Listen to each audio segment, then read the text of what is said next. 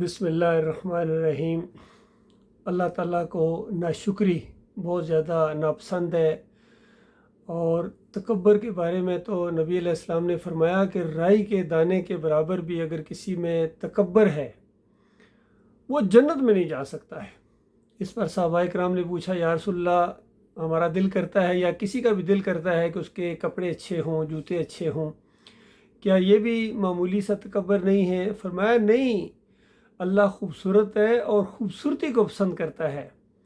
تکبر تو یہ ہے کہ کسی کو حقیر جاننا، یا کوئی اگر نصیحت کرے اس کی بات اس کے منہ پر دے مارنا کہ یہ نہیں، مجھے نہ بتاؤ، مجھے سب باتیں معلوم ہے، اس انداز سے جو کہا جاتا ہے۔ تو میرے بھائیوں، ایک بہت ہی مختصر اور جامع میں گفتگو آج آپ سے کرنا چاہ رہا ہوں، کیونکہ میں دیکھ رہا ہوں چند دن پہلے جو واقعات پیش آئے ہیں اس کے اوپر جو بیان جاری کیے جا رہے ہیں، یا سوشل میڈیا کے اوپر جو انداز ہے، اور بالکل نامناسب گفتگو کی جا رہی ہے، دوسروں کو حقیر سمجھا جا رہا ہے، اور متکبرانہ انداز سے یہ باتیں کہی جا رہی ہیں کہ ہماری کوشش بہت زیادہ، ہماری پلاننگ بہت زبردست، ہمارے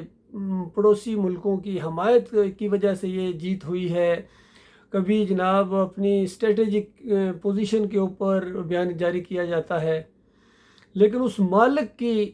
حمد و ثنا کوئی بیان کرنے کے لیے تیار نہیں ہے۔ اگر کوئی کرتا بھی ہے تو بالکل صرف ٹوٹل پورا کرنے کے لیے، کہ وہ صرف جو کچھ ہوا ہے وہ اکیلے مالک نے کیا ہے، اللہ نے سب کچھ کیا ہے۔ ورنہ جس انداز سے ہمارے ایئر فورس کے پائلٹس نے وہاں جا کے حملہ کیا، اتنے زیادہ میزائلوں کے اندر سے بچ کے آ جانا، یہ معجزہ ہے، یہ اللہ رب العالمین نے کیا ہے۔ اللہ کے بندو، اس کو سمجھنے کی کوشش کرو۔ یہ جو سارا ماحول بنایا ہے آپ کا رعب اور دبدبا، اور پھر آپ کو اللہ نے عزت دی ہے، یہ خالص اکیلے اللہ کی طرف سے ہے، کسی نے اس کے اندر کوئی اور کردار ادا نہیں کیا ہے۔ باقی یہ حامد زاہد صاحب کا کہنا کہ وہ نبی علیہ السلام آئے تھے اور میزائلوں کو چیک کر رہے تھے، افسوس ہوتا ہے تمہارے اوپر، کس طرح یہ تمہارے عقیدے غلیظ، پہلے شرک کراتے ہیں، پہلے تمہیں مشرک بناتے ہیں، اور پھر کہتے ہیں کہ دیکھنا زبردست طریقے سے لڑنا اور جہاد کا جذبہ اور یہ اور وہ۔ یہ اس انداز سے پہلے بھی کیا گیا تھا۔ دیکھیے 65 کی جنگ کے اندر سنا ہے کہ وہ اس طرح کی باتیں کی گئیں کہ وہ سبز چوبوں والے آئے ہوئے تھے اور راوی پل کے اوپر بیٹھے ہوئے تھے، وہ بم پکڑ رہے تھے، اور یہ ہو رہا تھا اور وہ ہو رہا تھا، فلاں بابے نے یہ کیا، نور جہان کے ترانوں نے یہ کیا، وہ کیا، یہ ساری چیزیں اوپر رب العالمین سن رہا تھا، اور 6 سال بھی نہیں گزرے ہیں کہ وہ ذلت اٹھانا پڑی ہے۔ مجھے خوف ہے میری قوم کے لوگوں کہ پھر تمہارے اوپر وہی چیز نہ دہرائی جائے، کیونکہ بالکل وہی انداز ہے آپ کا، اور اللہ کی سنت یہ ہے کہ اللہ اپنی سنت کو تبدیل نہیں کرتا ہے۔ اور یہ انتہائی ناشکری ہے کہ اللہ تعالیٰ نے عزت دی ہے، اور اس کے بعد پھر اسی طرح آپ اپنے اس شرک کے اوپر قائم ہیں، اسی طرح دھمالیں ڈالی جا رہی ہیں، اسی طرح عرس اور میلے ہو رہے ہیں، اسی طرح یا علی مدد کی پکاریں لگائی جا رہی ہیں، اسی طرح چڑھاوے چڑھائے جا رہے ہیں، اور یہ مزار اسی طرح قائم ہے، گنبد اسی طرح قائم ہے، جمہوریت کا یہ مشرکانہ نظام اسی طرح قائم ہے، کوئی تبدیلی نہیں آئی ہے تمہارے اندر۔ تو یاد رکھنا، یہ ناشکری کی انتہا ہے، اور ناشکری اللہ تعالیٰ کو ناپسند ہے، اور ناشکری کی جائے تو اللہ کا عذاب بڑا شدید ہوتا ہے۔ دنیا کے اندر بھی اگر اللہ کا عذاب تمہارے اوپر آ گیا، اور آئے گا، کیونکہ میں دیکھ رہا ہوں میری قوم کے لوگوں، تم اللہ کی طرف پلٹنے کے لیے تیار نہیں ہو، تمہارا رخ ابھی بھی بابا کی طرف ہے۔ ان مرے ہوئے یہ جو ہڈیاں اور پنجر ہیں، اور یہ تمہارے یہ مورتیاں بالکل یہ لیٹی ہوئی مورتیاں ہیں۔ ہندو صحیح کہتے ہیں ہم اپنا مہاراج کھڑا کر کے پوجتے ہیں، تم اپنے بابا کو لٹا کے پوجتے ہو، کوئی فرق نہیں ہے اللہ کے بندوں، یہ فرق واضح ہونا چاہیے۔ ابھی بھی وقت ہے، اللہ کے بندوں، یہ بات میری سنو، اس کو جگہ دو اپنے اندر۔ میں آپ کا بھائی ہوں،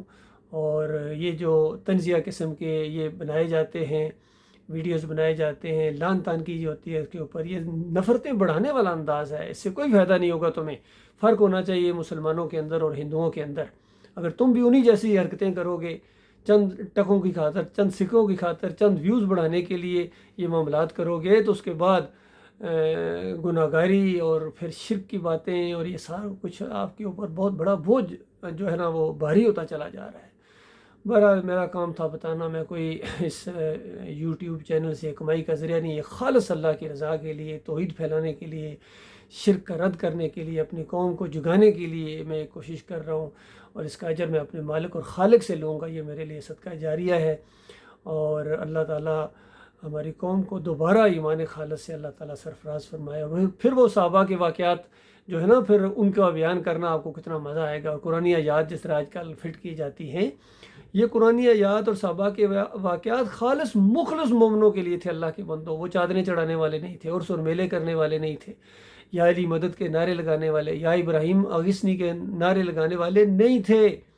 وہ خالص اللہ کی رضا کے لیے آگے بڑھنے والے تھے، مخلص تھے، مومن تھے۔ وہ بریلوی نہیں تھے، دیوبندی نہیں تھے، اہل حدیث نہیں تھے،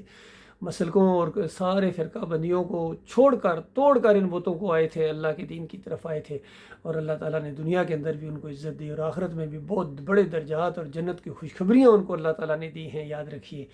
آج اگر آپ نے ایمان کو اگر ساتھ نہ لیا، دیکھیے ایمان اور یعنی قرآن کی دعوت کو ساتھ لے کر چلو، پھر یہ تمہارے میزائل، پھر یہ تمہارے سارے طیارے، اور بالکل یہ جو بڑی زبردست ان کی کارکردگی ہوئی ہے، اب قرآن کو بھی ساتھ لے کے چلو، ایمان کو بھی ساتھ لے کر چلو، تب تمہاری اللہ کے ہاں عزت ہوگی۔ ورنہ اگر خود غور کرو، اگر یہ کامران مسیح وہاں یہ گر جاتے یا موت واقع ہو جاتی تو کہاں جاتے؟ سیدھی جہنم کے اندر چلے جاتے۔ مالک نے ان کو بچایا ہے